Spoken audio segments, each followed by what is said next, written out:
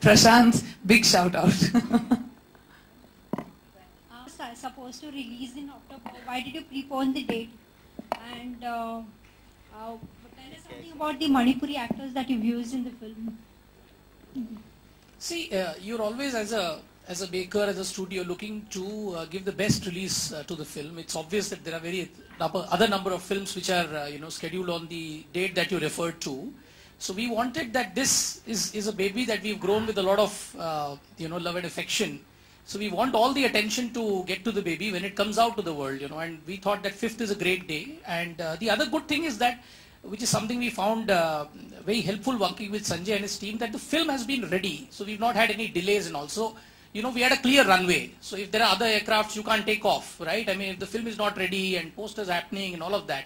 In this case, the product is ready. We can choose a date, and I think we've chosen the best date for the release. Hello, Priyanka. Actors, I mean, northeastern actors per se.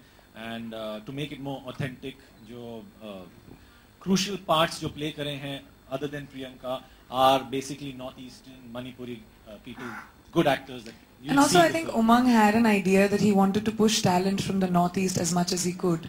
When Sanjay sir and Umang used to have these conversations in office, I remember that we talked about the fact that we don't have northeastern talent as much in the Indian film industry, and there is so much of it. So they were very sure that they wanted to push that, so that these actors from the northeast and talent from the northeast at least gets a platform on a film which is about the northeast. And one more person I'd like to mention, which I think we've all overlooked, is that the main lead opposite Priyanka is this wonderful, wonderful actor called Darshan. So please take a big hand for Darshan. Absolutely. Darshan plays Onla. And my dear Rohini, I forgot to take your name also. You are the backbone of Bansari Productions. So love. Priyanka, मैं towards your left. Okay, got it. आपको fashion icon माना जाता है और fashion में बाल काफी मायने रखते हैं. एक सीन है जहाँ पे आप पूरी कंप्लीटली बाल दिखाई गई हैं. तो कितनी झिझक थी वो सीन करने because you are going bald over there.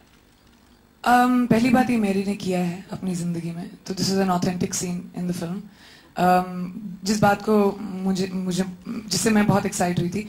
And दूसरी बात, हर चीज़ से पहले मैं एक एक्टर हूँ और मेरा फ़र्ज़ बनता है कि जो भी किरदार मैं प्ले कर रही हूँ उसको जितनी ऑनेस्टी से प्ले करूँ. वो मेरा चैलेंज हमेशा रहता है पर्सनल, कि मैं अपनी हर फिल्म में कितनी अलग अपने आप को प्रेजेंट कर सकती हूँ एंड कितनी रियल अपने आप को प्रेजेंट कर सकती हूँ. तो झिझक मुझे बिल्कुल नहीं थी, मैं तो बहुत एक्साइटेड थी. मैंने तो 3 बार भी किया है. पहन के घूम रही थी, यो पहन के घूम रही थी. I was very excited. मैं अपने बाल नेवर से नेवर मैन, मेरे साथ तो मैं अपने आप को भी सरप्राइज कर देती हूँ. तो आप क्या है? You never know. प्रियंका, आपके राइट में आलोक हियर फ्रॉम OFM. यस, हाय. आपकी आवाज से पहचान लूंगी मैं आपको. तो थैंक यू सो मच. मेरा सवाल ये है कि मेरी ने तो उनको मना किया गया, जैसा ट्रेलर में दिखाया जाता है कि तुम बॉक्सिंग मत करो, घर के काम करो वगैरह व्हाटएवर. रियल लाइफ में, असल जिंदगी में कभी आपको किसी काम के लिए मना किया गया था जो आपने किया एज अ प्रियंका? ऐसे सवाल मेरी मॉम के सामने पूछ रहे हो आप. मतलब I get in trouble when I go home. हाँ. I am a rebel without a cause.